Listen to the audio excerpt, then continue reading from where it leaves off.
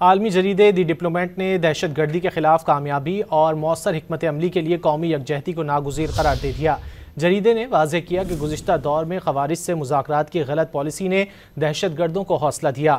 عالمی جریدے نے خیبر پختونخوا حکومت کی وفاق سے مختلف پالیسی کو دہشت گردی کے خاتمے میں بڑا چیلنج قرار دیا۔ دی ڈپلومیٹ کے مطابق افواج پاکستان نے آپریشن ضرب عضب اور رد الفساد جیسے کامیاب فوجی آپریشنز کیے۔ انسداد دہشت گردی آپریشنز میں کامیابی کا انحصار قومی اتحاد میں مضمر ہے۔